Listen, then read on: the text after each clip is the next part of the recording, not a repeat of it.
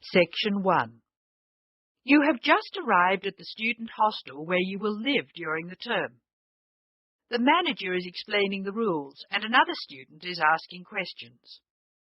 Listen to the conversation and complete the form. First, you have some time to look at questions 1 to 5 on the student hostel charges for meals form.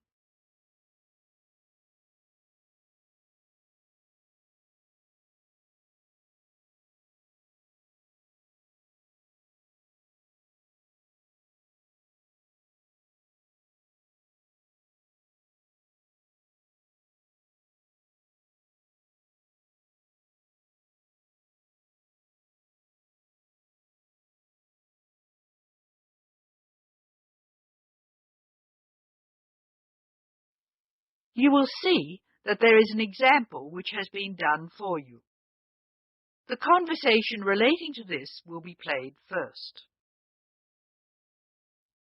Excuse me, I want to ask you about the charges for meals. Are they the same as they were last year? No, I'm afraid they're not. We've managed to keep most of them the same, but we've had to increase the charge for breakfast. How much is it now? It's $2.50. It used to be $2. I see. What about lunch? It's unchanged, still $3. Breakfast costs $2.50, so the change has been written in. Lunch still costs $3, so the information has been ticked. Now we shall begin. You should answer the questions as you listen, because you will not hear the recording a second time. Now listen carefully and answer questions 1 to 5. Excuse me, I want to ask you about the charges for meals. Are they the same as they were last year? No, I'm afraid they're not. We've managed to keep most of them the same, but we've had to increase the charge for breakfast. How much is it now? It's $2.50. It used to be $2. I see. What about lunch? It's unchanged, still $3. Does dinner still cost $3? Yes, it does. We've managed to keep the prices down this year, but the best deal is the 3-meal plan for $48 per week. We give you vouchers to present when you come into the cafeteria, and you get 21 meals for your $48. That works out to a little more than $2 a meal. The 2-meal plan is also at last year's rates of $36 per week. We give you vouchers for that too. My sister was in this hostel before me. I'm sure the hours for breakfast used to be longer. Yes, they were. They used to be 7 to 9:30, but to keep our expenses down, we made them 7 to 9. Lunch is the way it was, though. Hold on, dinner, 6 to 7:30, isn't that a change? Yes, it is, and in fact the form is wrong. It used to be 5:30 to 7:30, but now it's 6 to 8 p.m. 6 to 8 p.m, that's good. So, which plan would you like? I'd like to think about it, please. I need to check my lecture schedule. Now look at questions 6 to 8. Listen to the conversation between the student and the manager and match the places in questions 6 to 8 to the appropriate letters A to F on the map.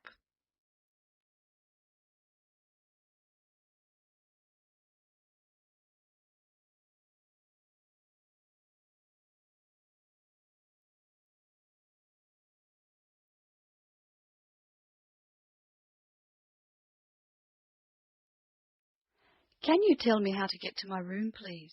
Of course. You're in the new wing, which is very freshly painted and pleasant. But I'm afraid you're going to have to go to a couple of other offices before you can have the key. You're in the admissions office now. Leave this office and turn right and go to the end of the hall. The last office is the fees office, where you can pay the balance of your room deposit. They'll give you a receipt. Okay. After you've been to the fees office, come back past admissions. You'll see a very large room at the northwestern corner of the building. You can't miss it. That's the student lounge, and if you go in there, you can meet some of the other students and see who'll have a room near you. That's good. Can I get a cup of coffee there? Yes, there's a vending machine in the corner. Then go to the key room, which is opposite the lift and next to the library. Show them your receipt, and you can pick up your key there. My luggage was sent on ahead. Do you know where I should collect it? The box room is next to the women's toilet. You'll have to get the key from the key room. Thank you. That is the end of section 1. You will now have some time to check your answers.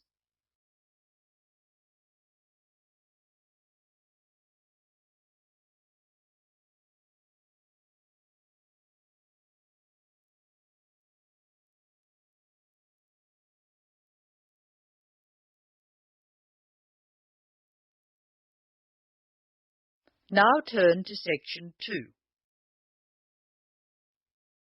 Section 2. You are going to hear a teacher helping high school students visiting from an overseas school to fill in a school excursion permission note. First look at questions 9 to 16.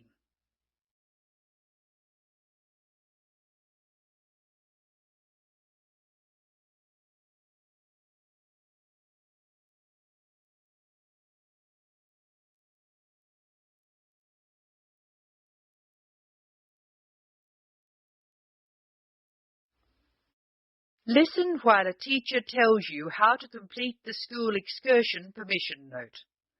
Write no more than 3 words or numbers for each answer. Good morning, students. My name is Mrs. Brown, and I'm in charge of the school excursion next week. Please take out your school excursion permission note so you can fill it in. For insurance purposes, this note must be signed by your guardian or the group leader. First of all, fill in the name of your class. Everyone here is in 3A, aren't they? So write 3A where it says class. We're going to the Blue Mountains, which is great. So this is the school excursion to the Blue Mountains. The day we leave is Monday. That's Monday, June 10. We are travelling by bus all the way, so we don't have to worry about changing trains or anything like that. The bus will leave from the front gate at 8 a.m. I know we usually use the side gate, but because of the roadworks, we will be using the front gate when we leave. However, when we return, the roadwork will be complete, so we'll use the side gate. We expect to be back at 6 p.m. It's going to be a lovely day. Your teachers will give you tasks to do when we arrive. We'll provide fruit and fruit juice on the bus, but you must bring your own lunch. While we're on the excursion, we'll be moving around a lot in some fairly rough country. Be very careful to wear strong shoes. It's very important that you look after your feet very well. Now, does anyone have any questions they want to ask? Now look at questions 17 to 19.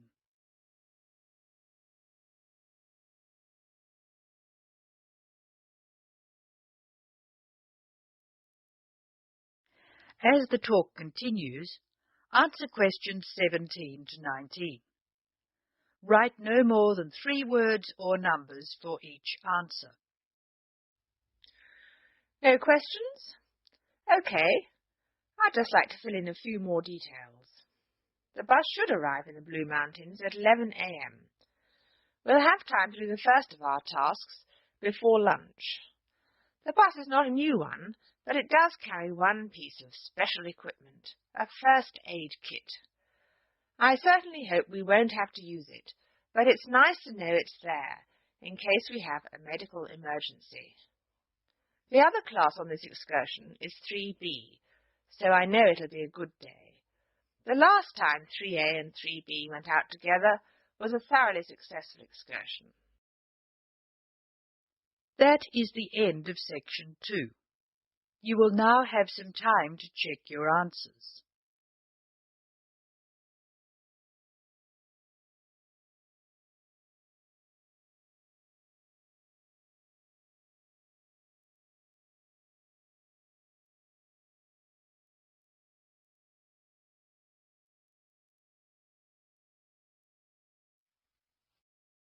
Now turn to section 3. Section 3. In this section, you will hear a conversation between Mrs. Lamb, a member of the staff in a large hospital, and Andrew, who is a student in the nursing school. Mrs. Lamb is explaining the rules about visiting hours in the hospital. Look at questions 20 to 25.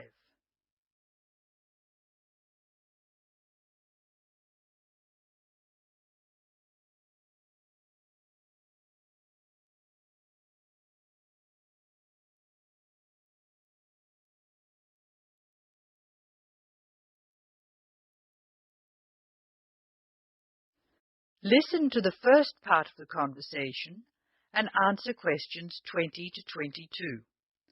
Complete the table showing when visitors may go to the different parts of the hospital. Hello, Andrew. I believe you want to know about visiting hours. Yes, I do, Mrs. Lamb. I have to fill this form out, and I'd like to have some idea why the different parts of the hospital have different times for visiting. I see. Well, let's start with an obvious one. Intensive care. People in intensive care are very sick indeed, and for that reason, we say that visitors can come between 6 a.m. and midnight. I can understand that. At the other end of the scale, our maternity patients are usually quite well, but we restrict their visiting hours from 8 a.m. to 8 p.m. We find they get very tired if we permit visitors all the time. I see. What about the surgical wards? The doctors prefer to do their rounds early in surgical, so visiting hours are 9 a.m. to 9 p.m. Surgical patients are often on very heavy painkillers, and they aren't really very good company for their visitors. But surely the visitors come to cheer up the patient, not the other way round. Of course. And often the visitors are able to help the patient a lot. That's why we allow visitors all day, the full 24 hours in the emergency ward.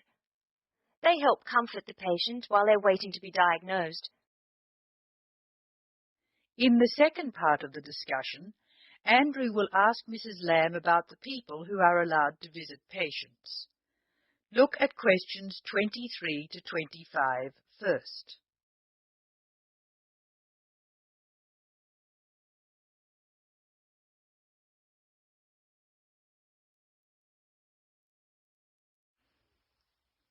Complete the table showing who is allowed to visit and the number of visitors permitted.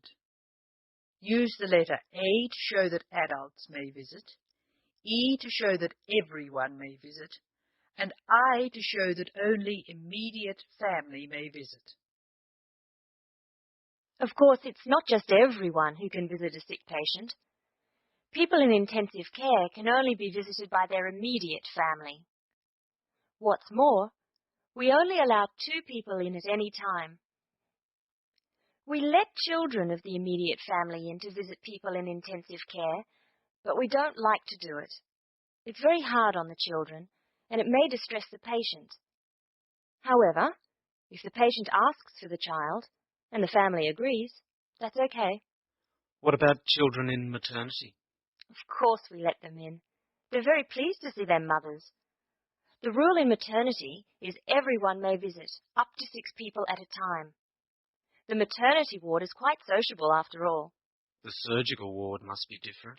It is indeed. We don't allow children in the surgical ward because of the danger of infection. And as you know, we restrict the hours. There are a lot of procedures which must be carried out on surgical patients, and we only let 2 visitors come in at a time. And in emergency, people are allowed to visit all the time? Oh yes, we rely on patients' relatives to be there for them, and we permit everyone to visit the emergency department at all hours. However, we restrict it to 3 visitors for each patient. Otherwise, the room just gets totally crowded. Now listen to Mrs. Lamb explaining where Andrew will spend the first week of his training. Circle 2 letters. An example has been done for you. Look at questions 26 and 27.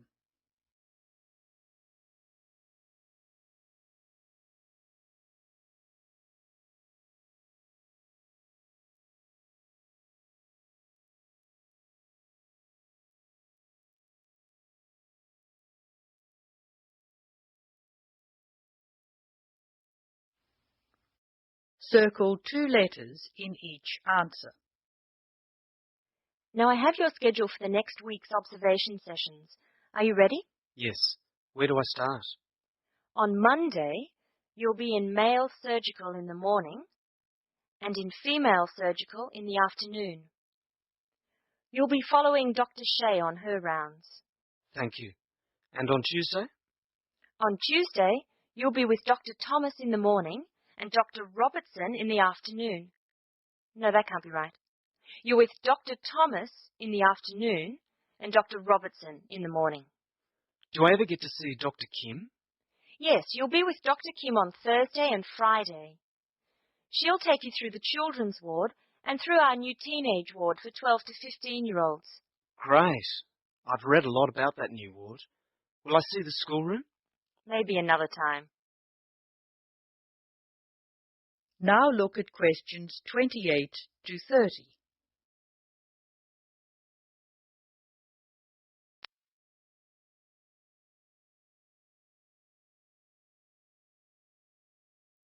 Now answer questions 28 to 30. Write no more than 3 words or numbers for each answer. And what will I do on Wednesday? On Wednesday, you'll join the other students for lectures. You'll be in the Redmore lecture room between 8 and 10 a.m. and later between 2 and 3 p.m. Thank you. Do you know how big my class is? The intake this term is 200 first-year students. I'm pleased to say about 1/3 are men, which is good. Nursing used to be an almost entirely female occupation. I know. My father trained as a nurse, and he was considered very unusual. Is he still working as a nurse? Yes, he's working in a hospital in the country. I guess I just wanted to follow his example. That is the end of section 3. You will now have some time to check your answers.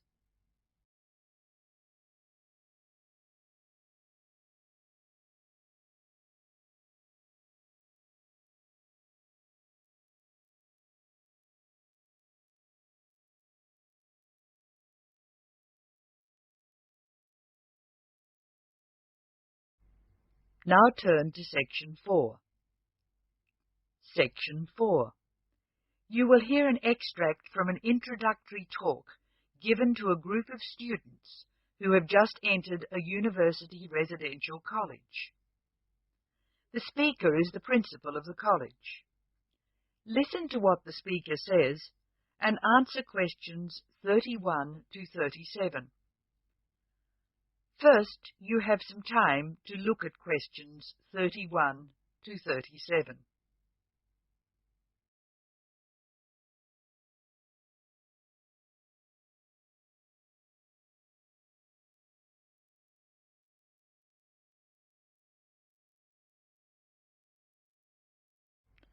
Now listen carefully and answer questions 31 to 37. Good morning and welcome to Scholastic House. I'm delighted to see you here. It is my duty to explain to you some of the history of our college and some of the traditions which I hope you will uphold. The idea for Scholastic House was expounded by Samuel Wells in 1898. Wells was a visionary whose ideas were well ahead of his time. He wanted a college which would encourage friendship between people of different races and nationalities. Wells died in 1900 before he could see the college in action. Scholastic House finally began operating in 1903 with 10 students. Those students came from Asia, Europe, and the Americas. At that time, Scholastic House accepted only male students, although it has been co-educational since 1963. 9 of these foundation students went on to lead illustrious lives. The only exception died tragically on his way home from Scholastic House to Sarawak. He had only recently graduated with an honours degree in law, and he was robbed of a brilliant future. The other 9 students, as I said, led very fulfilling lives. 3 became political leaders, 3 became doctors. Perhaps the most famous graduate became a university teacher and was responsible for the introduction of modern teaching training methods in his country. Two of the original group became senior engineers and went on to deeply influence the way the water systems of their country were exploited. The college ran into hard times during the period of the Great War, 1914 to 1918, when the charter of the college was interpreted to mean that neither students nor staff could take part in the war effort. Many people felt that this indicated a lack of national spirit, and the walls of the college were frequently marked with graffiti. Meantime, outside the college, tens of thousands of young men went away to fight in Europe, never to return. The college was building a reputation for learning and for tolerance of opposing views. Scholastic House debate and discussion nights were open to the public in 1927 and have been available to anyone who wishes to attend ever since. It is a proud tradition of the college that any view may be expressed, provided that it can be defended intellectually. Over the years, topics which were controversial at the time have been discussed and debated. Now look at questions 38 to 40.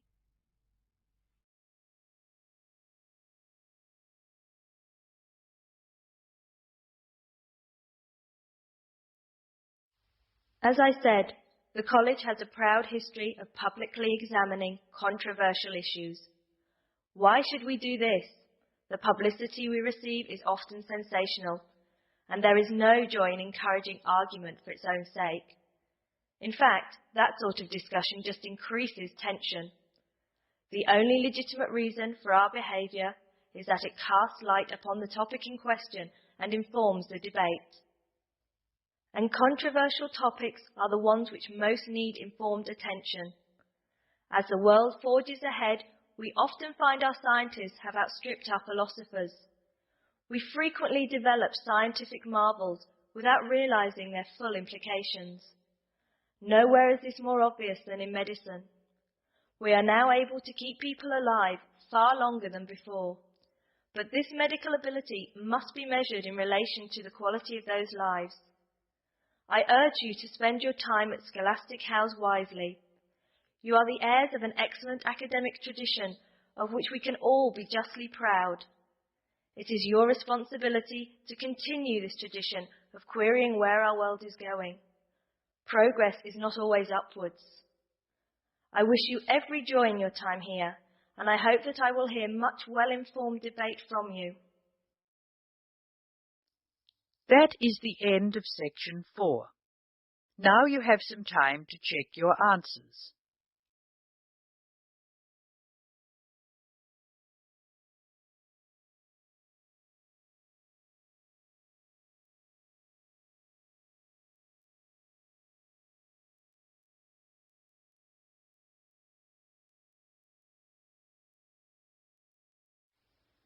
That is the end of listening practice.